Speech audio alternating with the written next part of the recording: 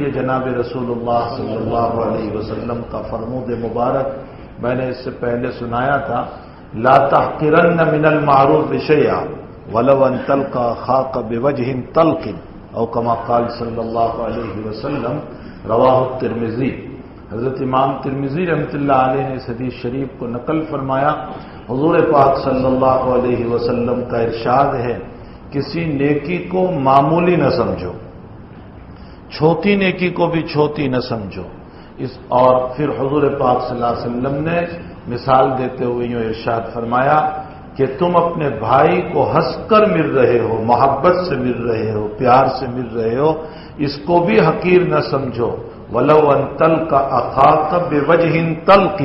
فرمایا ہنستے ہوئے ملنے کو بھی معمولی نہ سمجھو۔ کیا معلوم کہ یہی وہ عمل ہیں جو اللہ کے وہاں ہماری بخشش کا ذریعہ ہو جائیں۔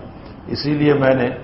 غالباً واقعہ سنایا تھا اور پھر سنا دوں کہ سفیان ثوری رحمۃ اللہ علیہ، اتنے بڑے محدث، مفسر، فقیہ وقت، امام ابو حنیفہ رحمۃ اللہ علیہ کے ہم زمان، بہت بڑے آدمی ہیں، لیکن وفات کے بعد کسی نے خواب میں دیکھا، پوچھا حضرت کیا حال ہوا؟ فرمایا میں بڑے اعتماد کے ساتھ گیا تھا کہ میری حدیثوں پر بخشش ہو جائے گی، میری تفسیر پر بخشش ہو جائے گی، میرے فقہ پر بخشش ہو جائے گی، میری دین کی کاوشوں پر بخشش ہو جائے گی، لیکن اس میں سے ایک کا بھی ذکر نہیں آیا۔ اللہ نے کہا سفیان تیرا ایک چھوٹا سا عمل میرے پاس ہے،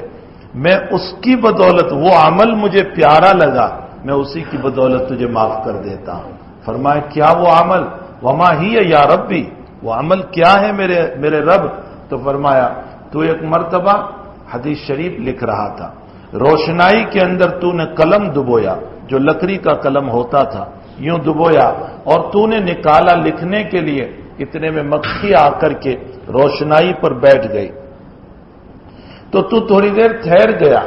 اس نیت سے کہ چلو اس کو شاید پینا ہے تو پی لینے دو، تو نے اس کو پینے کے لیے تھوڑی دیر رک گیا، اور جب وہ اڑ گئی تو پھر تو نے حدیث شریف کو لکھنا شروع کیا، تیرا یہ عمل مجھے پیارا لگا کہ تو نے میری چھوٹی سی مخلوق پر رحم کیا، میں اسی کی بدولت تجھے معاف کر دیتا ہوں۔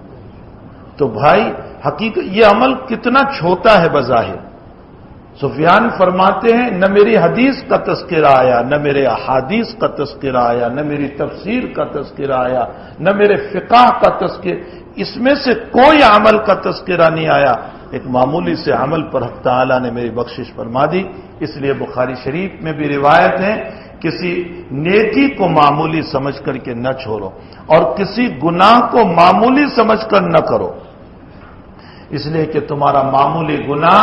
یہ کل کو کیا معلوم اللہ کی نظر میں ناپسند آ جائے اور ہمارے لیے بجائے جنت کی جہنم کا ذریعہ بن جائے۔ اس لیے کہ چنگاری ہی کے ذریعے سے مکان کو آگ لگ جاتی ہے، معمولی ہوتی ہے، کسی نے بیڑی سگریٹ پی ویسے ہی ڈال دیا، سمجھا معمولی ہے، لیکن یہ معمولی چیز مکان کے جلنے کا ذریعہ ہو جاتی ہے، تو معمولی گناہ بھی ہماری زندگی کے جلنے کا ذریعہ ہو جاتا ہے۔ اس لیے ہمیں چاہیے کہ